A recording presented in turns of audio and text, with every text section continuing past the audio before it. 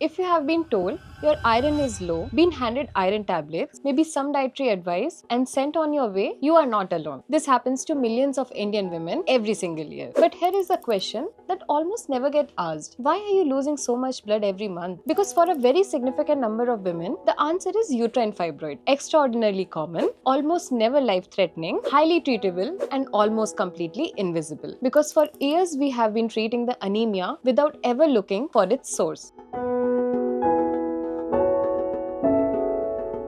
What are fibroids? Fibroids or uterine leiomyoma are non-cancerous growth in the muscle wall of uterus. They grow in response to estrogen and progesterone. By the time a woman reaches 50, between 60 to 80% will have developed at least one, the majority without ever knowing it, because most fibroid cause no symptoms at all. What determines whether they cause problem is not size, it is location. Fibroids inside the uterine cavity, which is a submucosal fibroids, are most likely to cause heavy bleeding and affects fertility. Those in the muscle wall is an intramural, causes bleeding and pressure. Those on the outer surface, subserosal, causes urinary frequency, constipation and backache. Size alone does not predict the symptom.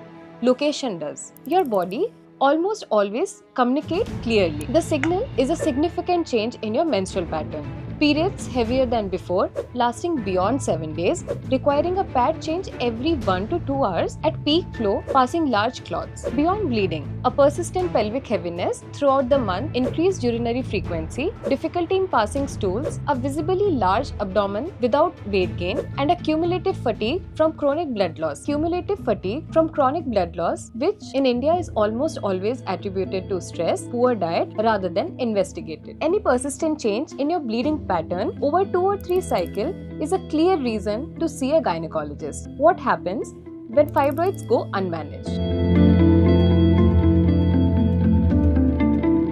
The most widespread consequence is iron deficiency anemia, and the scale in India is not appreciated. There are millions of women with hemoglobin level of 7, 8, 9 grams per deciliter on iron supplements for years without the underlying fibroid ever being identified. Severe anemia means debilitating fatigue, breathlessness on minimal exertion, and serious risk during pregnancy. Large fibroids can distort the uterine cavity, a genuine barrier to pregnancy that deserve evaluation. And then there is a quality of life cost that never appears in clinical study. Planning every social engagement, every journey, every occasion around your periods. Avoiding weddings and travel during those 8, 9, 10 days. A life quietly shrunk by an untreated condition you have simply accepted as normal. Here are few myths on fibroids. Fibroids can turn into cancer. Fibroids are non-cancerous growth.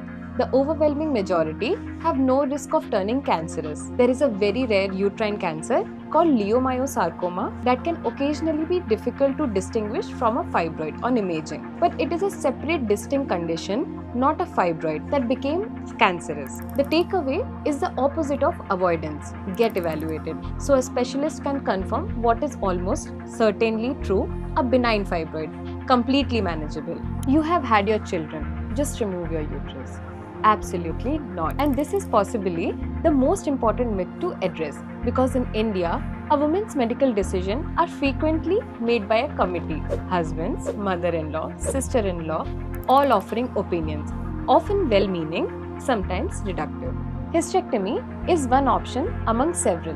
There are medication, minimally invasive procedures that shrinks fibroid without surgery, and myomectomy, which removes fibroid while leaving the uterus completely intact. You have a full range of choices, calibrated to your age, your symptom, your fertility plan, and your own priorities. This decision belongs to you, arrived at with complete information, not a family consent. Hysterectomy will make you look old before your time. You will lose femininity, your desire, your energy. This belief causes serious harm by making women fear a surgery that would for many transform their quality of life. In the vast majority of hysterectomies performed for fibroid, in premenopausal women, the ovaries are preserved.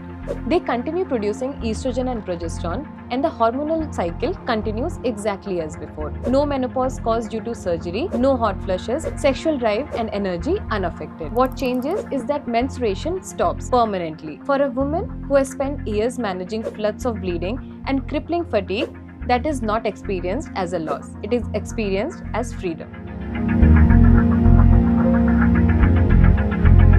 Treatment Treatment begins with ultrasound, sometimes an MRI, to map fibroid numbers, size and location against your specific symptoms. First level, medical management, the GnRH analog. This medicine shrinks the fibroid before surgery. Progesterone medications, the levonorgestrel, IUD for heavy menstrual bleeding, and non-hormonal options like tranexamic acid. For women approaching menopause, managing medically makes particular sense since fibroid naturally shrinks as estrogen declines. Second level is uterine artery embolization, where blood vessels feeding the fibroids are blocked under imaging guidance, causing it to shrink without surgery or removing the uterus. The third level, myomectomy, removing fibroids while preserving the uterus, the preferred route for women with fertility intention. And the final, fourth level, for women who have completed their families and where other approaches have not provided relief, the hysterectomy. What hysterectomy actually is. In hysterectomy, we remove uterus, and oophorectomy, we remove ovary. Two different surgeries, and in India, these words are routinely confused. In the context of fibroid, hysterectomy is a premenopausal women almost always preserve the ovary. The hormonal cycle continues with no menopause caused due to surgery. When families say everything was removed, they almost always mean hysterectomy where the ovaries were in fact preserved. Total hysterectomy removes the uterus and a cervix, and a subtotal in which we leave cervix behind.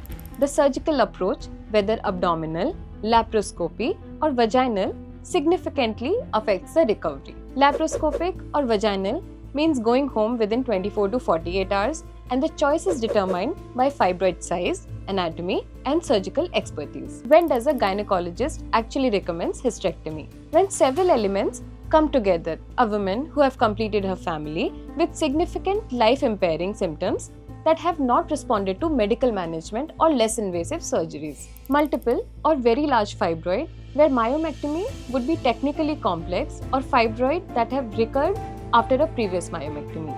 A uterus enlarged to a size of 16 to 20 weeks of pregnancy. Hysterectomy is a recommendation that emerges at the end of the treatment journey, not at the beginning. It is not a defeat, it is a definitive solution for the right candidate. Risk and what genuinely changes after hysterectomy. Hysterectomy is a major surgery. Risk includes bleeding, infection, anesthetic complications, and a possible injury to adjacent structures. The bladder, ureter, and the rectum all sits close to the uterus. Recovery, laparoscopic or vaginal approaches, means going home in 1 to 2 days and normal activity in 2 to 3 weeks. But abdominal approach takes 3 to 6 weeks. With preserved ovaries, the norm in fibroid hysterectomies, the hormonal cycle continues. No menopause caused due to surgery, no hot flushes. Sexual drive, unaffected. Natural menopause arrives at its natural age, unaccelerated by surgery. And within 3 to 6 months, the study consistently shows energy improves and mood lifts. The chronic anemia is resolved. The pain is gone. She is no longer managing a disease, and quality of life rises markedly. She is simply living. If you have been managing heavy periods for years, always tired, iron always low, stop accepting it. Heavy bleeding is not your constitution. Chronic fatigue and low iron are, not just how you are. These are symptoms, and symptoms have causes that can be found and treated. If you are unsure whether you need evaluation, you can consult a verified gynecologist on Practo for personalized guidance. They will help you understand this and something to monitor or to act on now. Get the right test, find the cause, treat it. And if this video helped, share it with someone who needs it. And if you want to keep up with the actionable advice on major health topics, subscribe to the channel and hit the bell icon.